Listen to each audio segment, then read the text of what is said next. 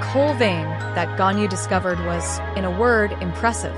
The deposits sprawled across the ground, walls, and even the ceiling, covering an area of nearly 30 square meters. If mined thoroughly, it could yield at least a stack and a half of coal blocks. This was already a lucrative find, but Ryen's interest wasn't solely in the coal itself. What truly mattered to him was the experience points gained from mining. For Ryen, experience points were a precious resource, essential for enchanting weapons and armor in the future. Once his katana system activated, even smithing would require them. Starting to stockpile XP now would pay off immensely later. We did it!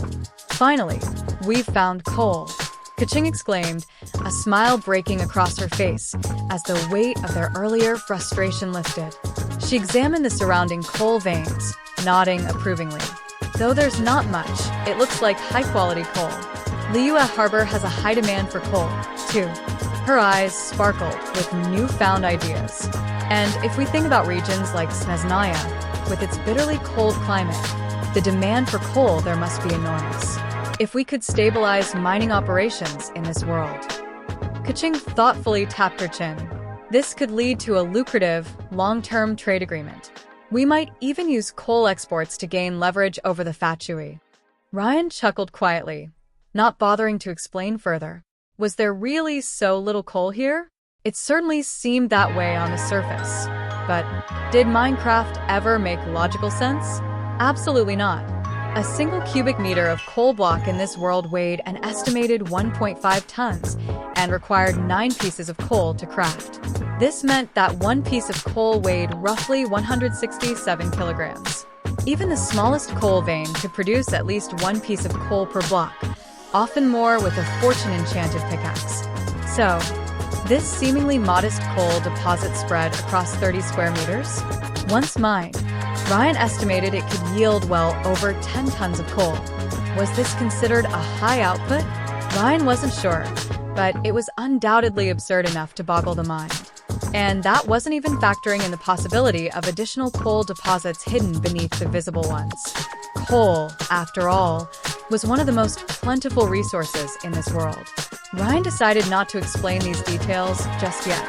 He wanted Keqing to experience firsthand just how ridiculous the Minecraft universe could be once she started mining.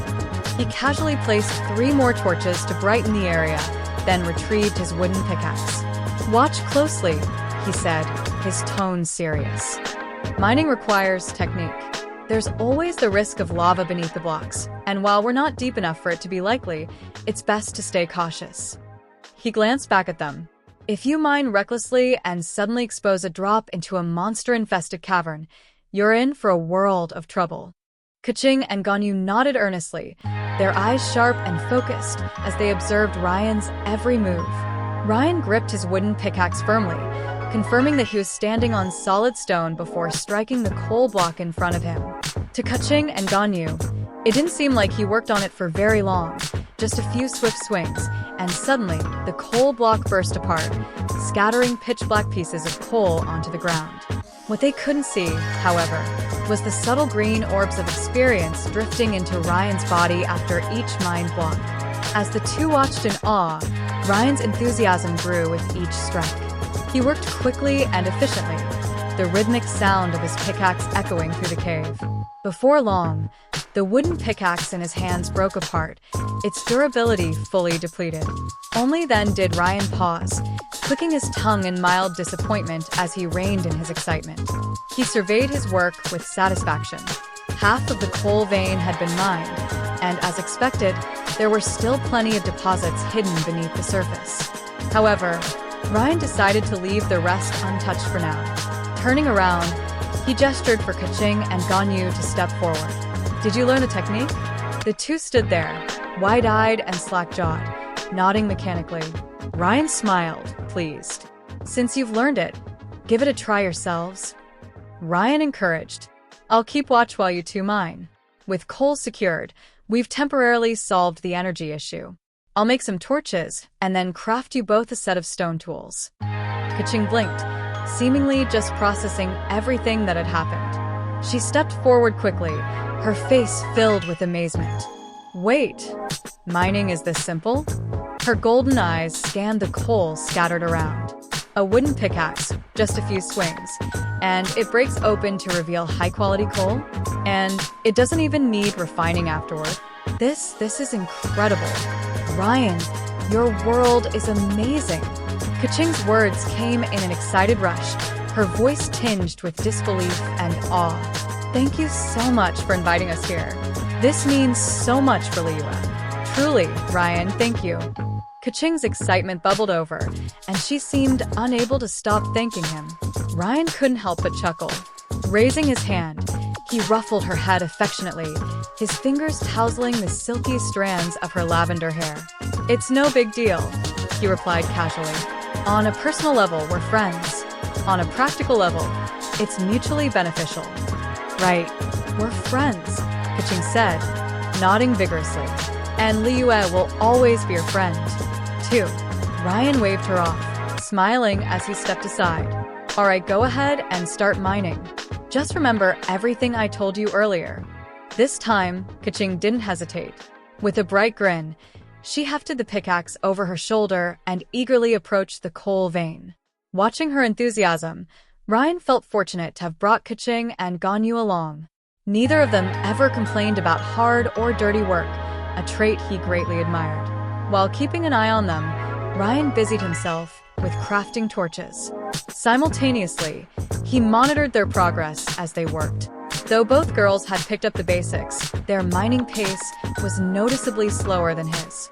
It wasn't a lack of skill, but rather a matter of physical strength. While Ryen could break a block in 3 swings, Kaching and Ganyu needed over 10.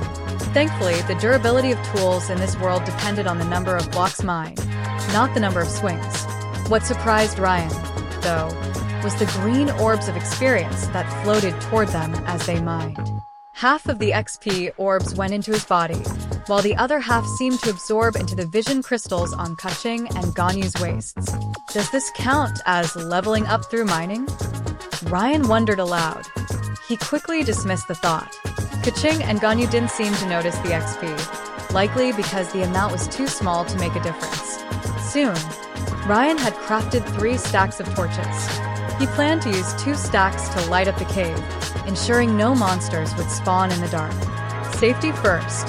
That was his mantra in this unpredictable world. With the torches done, Ryen turned his attention to the remaining coal. There was still a good amount left, so he decided to gather some stone instead. He worked efficiently, and before Kaching and Ganyu even noticed, he had set up a crafting table and 3 furnaces. 3 furnaces? That's practically minimal. Any seasoned miner would have built 7 or 8, maybe even more, for smelting ores.